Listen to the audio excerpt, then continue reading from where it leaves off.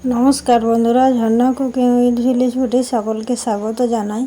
আশা করি সকলেই খুব ভালো আছেন। আমি নতুন একটি রেসিপি নিয়ে আসছি, সুজির রসগোল্লা। 5 টাকা সুজি দিয়ে কতগুলো রসগোল্লা বানানো যায় সেটাই আপনাদের সঙ্গে শেয়ার করব। প্রথম থেকে শেষ পর্যন্ত ভিডিওটি দেখবেন, আশা করি আপনাদের ভালো লাগবে। এই রেসিপির জন্য কি কি নিয়েছি বলে দেব। এই রেসিপির জন্য নিয়েছি 10 টাকা দামের এক প্যাকেট সুজির প্যাকেট আমি কেটে নিয়ে এই প্যাকেট থেকে হাফ সুজি ঢেলে বাটির মধ্যে নিয়েছি।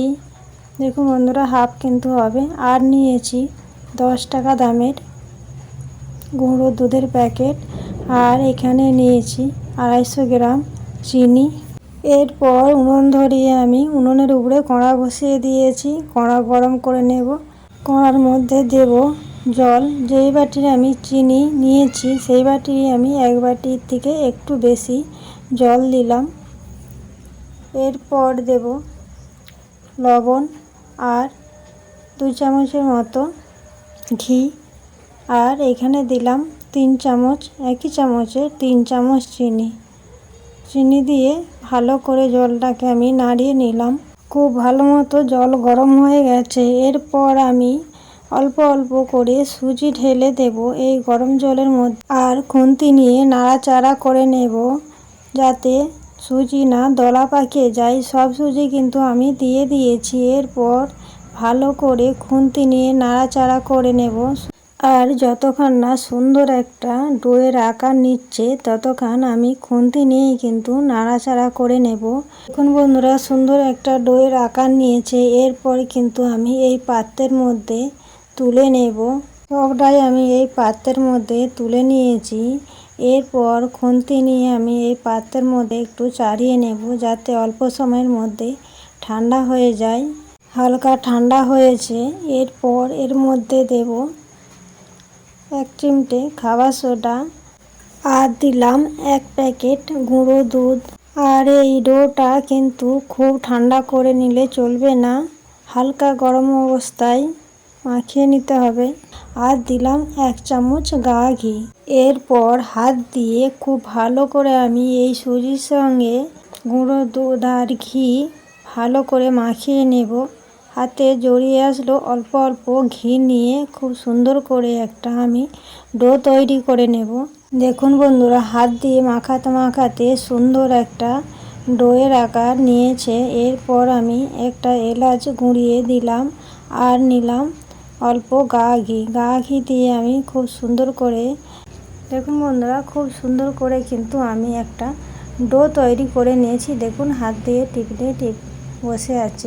আর এই ডো খুব শক্ত হবে না, আবার খুব নরমও হবে না। আশা করি দেখে বুঝতে পারছেন আমি কীরকম ডো বানিয়েছি। এরপর হাতে অল্প ঘি নিয়ে 2 হাতের তালুতে খুব সুন্দর করে মাখিয়ে নিয়েছি। এরপর এই ডো থেকে অল্প অল্প করে লেচি কেটে নেব। লেচি কেটে নিয়ে এরপর 2 হাতে তালু দিয়ে খুব সুন্দর করে গোল পাকিয়ে নেব যাতে রসগোল্লার একটা শেপ করে নেব। দেখুন বন্ধুরা, কত সুন্দর একটা মিষ্টি হয়েছে, যেন সুন্দর একটি রসগোল্লার মতন।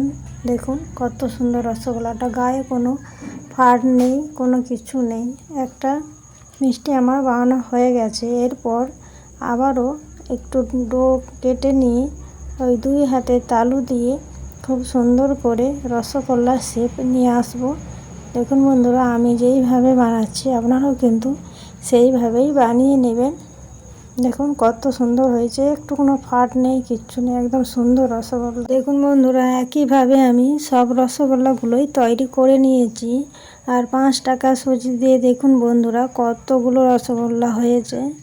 সব রসগোল্লাই কিন্তু আমি বানিয়ে নিয়েছি। এরপর আবারও উনুন ধরিয়ে আমি উনুনের উপরে কড়া বসিয়ে দিয়েছি। কড়া গরম হয়ে গেছে। এরপর আমি দেব এর মধ্যে 1 বাটি চিনি, আর যেই বাটি 1 বাটি চিনি দিয়েছি সেই বাটিরই আমি 1 বাটি জল দিলাম, আরও হাফ বাটি জল দিলাম। এরপর দেব এলাচ, একটা ফাটিয়ে নিয়েছি, সুন্দর গন্ধ আসার জন্য আমি এলাচটা ব্যবহার করলাম। এরপর খুন্তি নিয়ে নাড়াচাড়া করে চিনিটা খুব সুন্দর করে গলিয়ে নেব। যতক্ষণ না চিনি গলে ততক্ষণ না কিন্তু আমি এই রসগোল্লাগুলো এই চিনি রসের মধ্যে ছাড়বো না। খুব সুন্দর করে চিনি গলে গেছে। এরপর আমি একটা একটা করে এই চিনি রসের মধ্যে রসগোল্লাগুলো ছেড়ে দিলাম। সব রসগোল্লাগুলোই কিন্তু আমি এই চিনি রসের মধ্যে দিয়ে দিয়েছি। আর হালকা ফুটে যাওয়ার পর আমি একটু কড়াটাকে জাস্ট নাড়িয়ে দিলাম। খুন্তি নিয়ে কিন্তু এখন নাড়াচাড়া করা যাবে না, তাহলে কিন্তু ভেঙে যাবে। এরপর আমি 10 মিনিটের মতো ঢাকা দিয়ে ফুটিয়ে নেব।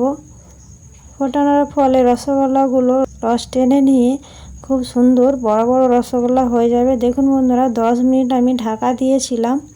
এরপর আমি নামিয়ে নিলাম। আর দেখুন রসগোল্লাগুলো কত সুন্দর বড় বড় হয়েছে আর ফুলের রসের মধ্যে ভাসছে। আবারও আমি 10 মিনিট রেস্টে রেখে দেব। 10 মিনিট হয়ে গেছে। এরপর ঢাকা খুলে নিয়েছি। দেখুন বন্ধুরা, কত সুন্দর রসগোল্লাগুলো হয়েছে। আশা করি আমার এই ভিডিওটি আপনাদের ভালো লেগেছে। ভিডিওটি ভালো লাগলে লাইক করবেন, বন্ধুদের সঙ্গে শেয়ার করবেন। রেসিপিটি কেমন লাগলো কমেন্ট করে জানাবেন।